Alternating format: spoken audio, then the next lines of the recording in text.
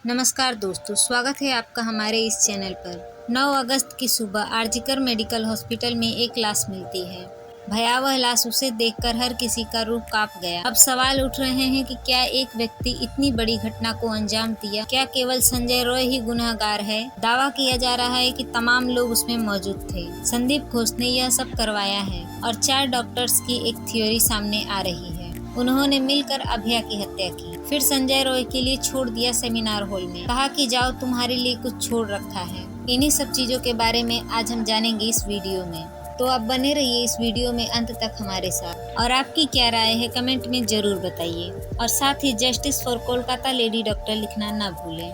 चलिए वीडियो में आगे बढ़ते हैं। इस केस को अब तक 1 महीना पूरा हो चुका है। 8 अगस्त की रात को ट्रेनी डॉक्टर के साथ Kolkata RG Kar medical college hospital में पहले रेप होता है, उसके बाद उसकी हत्या कर दी जाती है। और हर दिन इस मामले में चौंकाने वाले खुलासे हो रहे हैं। संदीप घोष जो पहले दिन से ही सवालों के घेरे में है, इस घटना के अगले ही दिन यानी 9 अगस्त को संजय रॉय जो मुख्य आरोपी बताया जा रहा है, उसे पुलिस गिरफ्तार कर लेती है। लेकिन संजय रॉय ने पॉलीग्राफी टेस्ट में जो खुलासे किए हैं वह चौंकाने वाले हैं। उन खुलासों को सुनकर आपके पैरों तले जमीन खिसक जाएगी। आप भी सोचेंगे कि यह कैसे हो रहा है। संजय रॉय का कहना है कि उसने ना तो रेप किया है ना ही मर्डर किया है। हालांकि संजय रॉय को सेमिनार हॉल से बाहर निकलते हुए देखा गया है। सीसीटीवी फुटेज में उसकी बाकायदा फोटो सामने आई है, एक ब्लूटूथ डिवाइस जिससे कि पुलिस ने पता लगाया था कि मुख्य आरोपी कौन है, उसके गले में था और फिर अभया के पास मिला हुआ था। लेकिन अब वह कह रहा है कि उसने कुछ भी नहीं किया है और खुद को बेकसूर बता रहा है। वकील का भी यह कहना है कि पुलिस के पास, सीबीआई के पास कोई पुख्ता सबूत नहीं है। संजय रॉय ने ही उसकी हत्या की है, उस महिला डॉक्टर के साथ बर्बरता की है। वहीं संजय रॉय का भी कहना है, कभी वो कह रहा है कि सिर्फ उसने रेप किया है, कभी वो कह रहा है कि उसने हत्या की है, कभी वो कह रहा है कि उसने दोनों किया है और कभी वो कह रहा है कि उसने दोनों में से कुछ नहीं किया। अगर संजय रॉय ने कुछ नहीं किया है, जैसा कि पॉलीग्राफ टेस्ट के बाद यह बात सामने आ रही है, संजय रॉय ने कहा है कि उसने मर्डर और रेप नहीं किया है, उसे फंसाया जा रहा है। अगर संजय रॉय को फंसाया जा रहा है, जो संजय रॉय की आड़ में छुपे बैठे हैं, जो खुद को बचा रहे हैं, और इन लोगों को कौन बचा रहा है और संजय इनका नाम क्यों नहीं ले रहा। आपको बता दें कि संजय रॉय के वकील ने जिस तरह से खुलासा किया है कि डरा हुआ सहमा हुआ है और वो चाहता है कि पॉलीग्राफ टेस्ट उसका हो जिससे वह सच उगले, क्योंकि वो नॉर्मली लोगों का नाम नहीं ले रहा है। और यही वजह है कि जब पॉलीग्राफ टेस्ट हुआ तो उसने बैकफुट कर लिया इस पूरे मामले से और कह रहा है कि बेकसूर है। वहीं आपको बता दें कि एक थ्योरी सामने आ रही, एक ऑडियो वायरल हुआ है कथित लेडी का, जिसने ऐसे खुलासे किए हैं जिस पर अब यह दावे सच होते हुए नजर आ रहे हैं। जी हाँ, उस लेडी ने कहा है कि संदीप घोष आरजीकर अस्पताल में घिनौने काम करता था, अंग तस्करी का काम करता था और इंटर्न्स को पास करने के लिए पैसे लेता था। अगर इंटर्न्स नहीं मानती थी तो उन्हें सेक्स वर्कर्स का काम करने को कहता था, दवाइयों का नशा करवाता था। और यह सब सारी बातें अभया को पता चल गई थी। अभया खुलासा करने वाली थी, इस वजह से संदीप घोष लगातार उस पर टॉर्चर कर रहा था।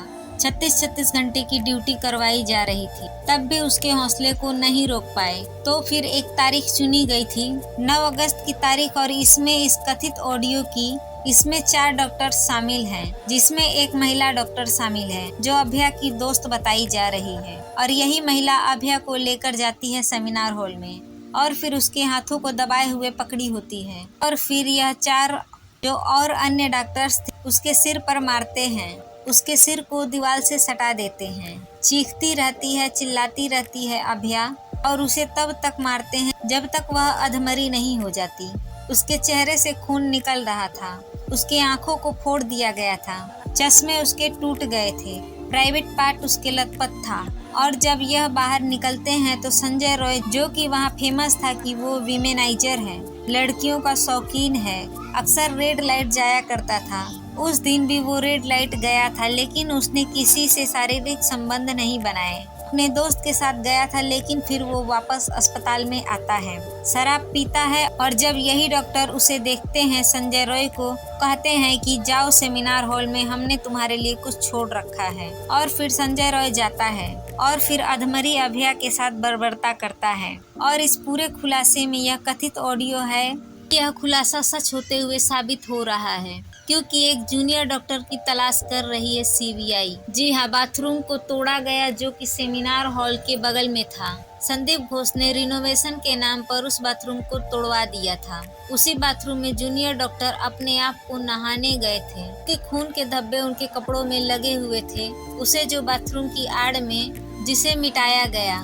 एक जो बात सामने आई, आरोपी संजय रॉय की वकील ने कहा है कि सेमिनार हॉल में अभया के साथ जब इतनी बर्बरता हो रही थी, जाहिर सी बात है ये चीखी होगी, चिल्लाई होगी, उसके मुंह को दबाया गया होगा ताकि उसकी चीखें बाहर नहीं आ सके। अगर उसके साथ इतनी बर्बरता हो रही थी तो उस समय उस फ्लोर पर कोई गार्ड मौजूद क्यों नहीं था और उनकी आवाज सेमिनार हॉल से बाहर क्यों नहीं पहुंची? उस फ्लोर पर क्या कोई एक भी इंसान नहीं था जो उस फ्लोर से गुजर रहा हो?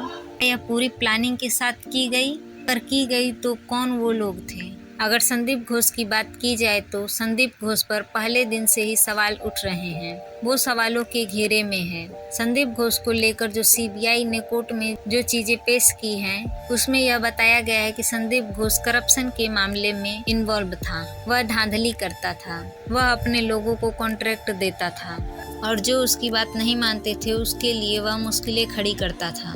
वह अपने हिसाब से डॉक्टर्स को चुनता था, जिसमें कि कई जो एक्सपर्ट रहते थे वो पीछे छूट जाते थे।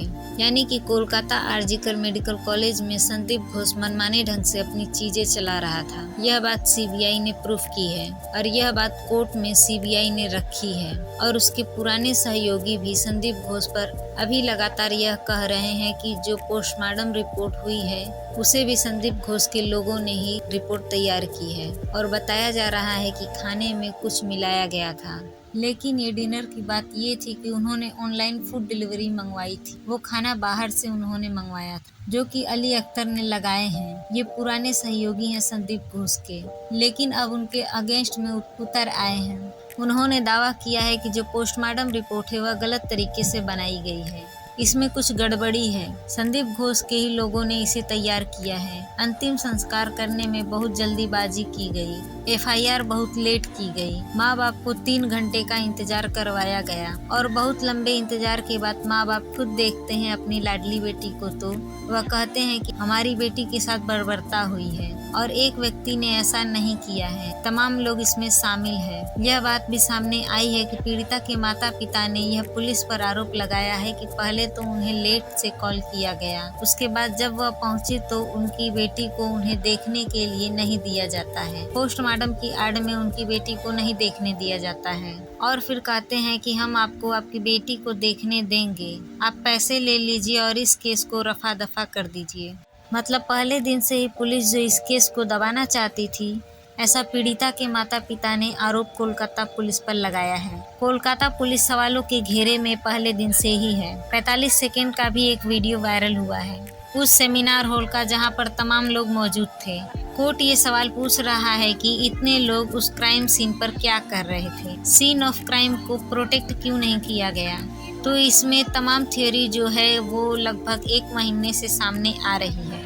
8 अगस्त की रात को कोलकाता के आरजीकर मेडिकल कॉलेज में ट्रेनी डॉक्टर के साथ बर्बरता की गई, उसके साथ हैवानियत की गई, उसका मर्डर किया गया और लगभग 1 महीना इस केस को पूरा होने को है।